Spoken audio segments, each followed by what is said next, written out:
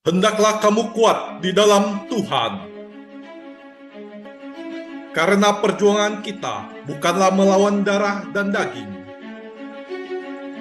tapi melawan penguasa gelap dan roh-roh jahat di udara. Kenakanlah seluruh perlengkapan senjata Allah dan berjaga-jagalah dalam doa.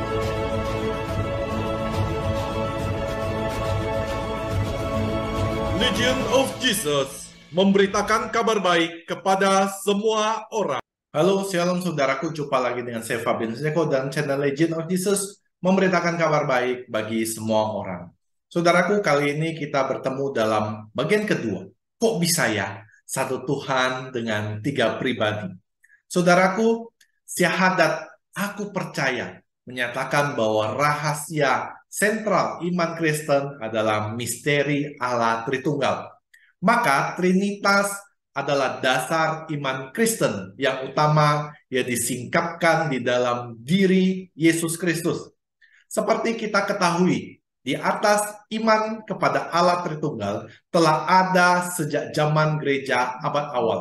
Karena didasari oleh perkataan Yesus sendiri yang disampaikan kembali oleh para muridnya. Jadi, tidak benar jika doktrin ini baru ditemukan dan ditetapkan pada konsili Konstantinopel yang pertama pada tahun 359.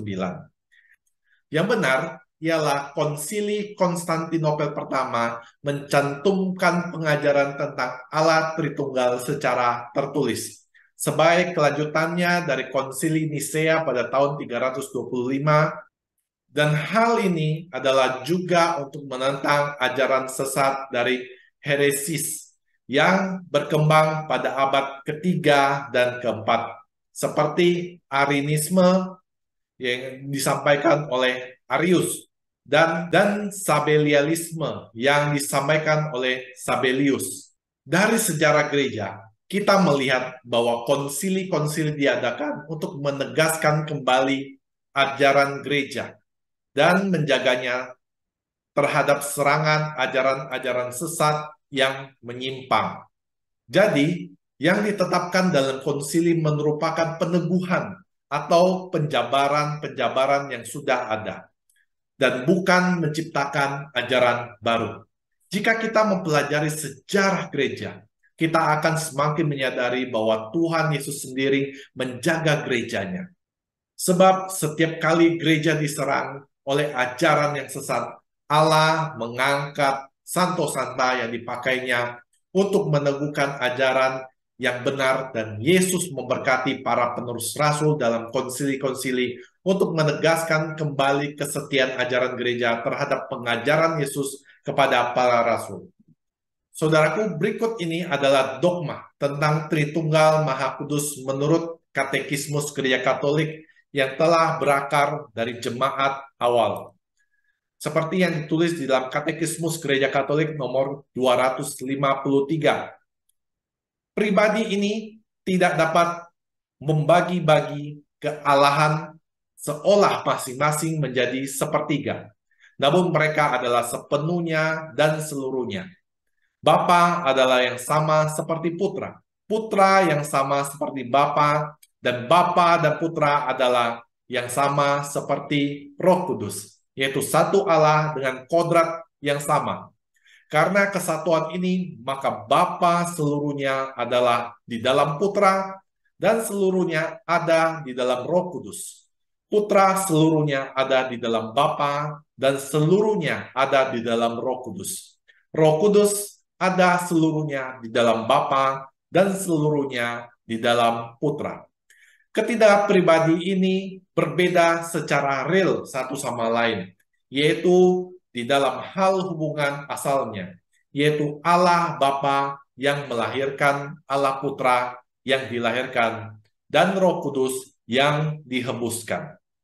Hal ini tertulis di Katekismus nomor 254.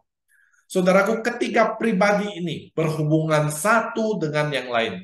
Perbedaan dalam hal asal tersebut tidak membagi kesatuan ilahi, namun malah menunjukkan hubungan timbal balik antara pribadi Allah tersebut.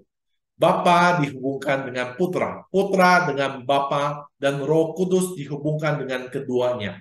Hakikat mereka adalah satu, yaitu Allah, seperti yang tulis di dalam Katekismus nomor 255.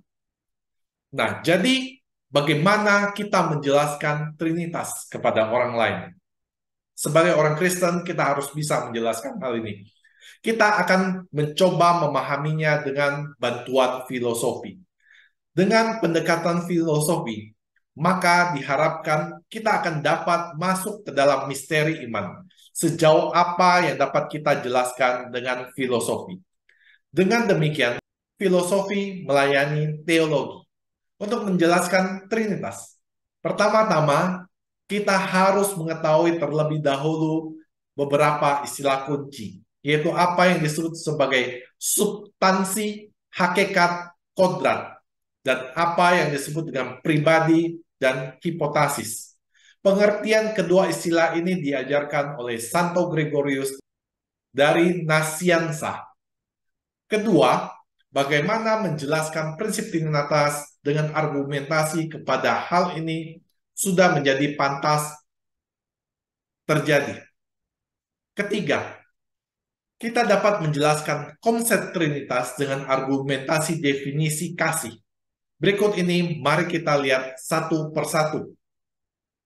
Mari kita lihat dari diri kita sendiri. Substansi, kadang diterjemahkan sebagai hakikat atau kodrat. Dari diri kita adalah manusia.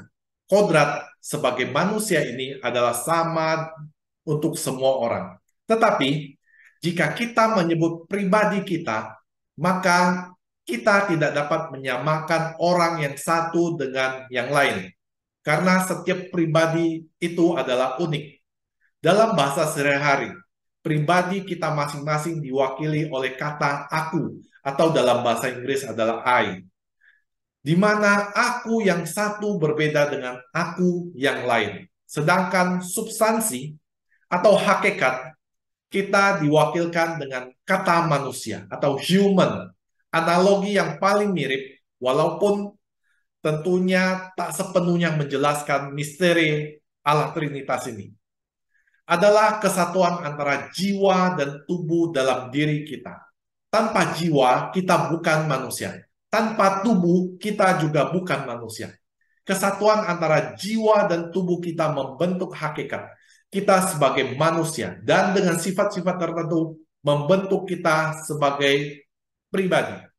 Dengan prinsip yang sama, maka di dalam Trinitas atau substansi atau hakikat yang ada adalah satu, yaitu Tuhan. Sedangkan di dalam kesatuan tersebut terdapat tiga pribadi. Ada tiga aku, yaitu Bapa, Putra, dan juga Roh Kudus. Tiga pribadi manusia tidak dapat menyamai makna Trinitas. Karena di dalam tiga orang manusia terdapat tiga kejadian. Kodrat manusia. Sedangkan di dalam tiga pribadi ilahi terdapat hanya satu kodrat Allah yang identik dengan tiga pribadi tersebut. Dengan demikian, ketiga pribadi Allah mempunyai kesamaan hakikat Allah yang sempurna. Sehingga ketiganya membentuk kesatuan yang sempurna yang membedakan pribadi yang satu dengan yang lain. Hanya terletak dalam hal hubungan timbal balik antara ketiganya. Demikian saudaraku, apa yang bisa saya sampaikan mengenai Tritunggal Maha Kudus. Semoga hal ini menambah pengetahuan Anda, memperkuat iman Anda, memperkaya diri Anda. Saudaraku, jika Anda merasa channel ini bermanfaat, Anda boleh silakan subscribe, like, dan juga bagikan kepada banyak orang agar menjadi berkat bagi semua orang. Akhir kata saya mengucapkan terima kasih. Tuhan Yesus memberkati Anda dan juga saya. Bye-bye.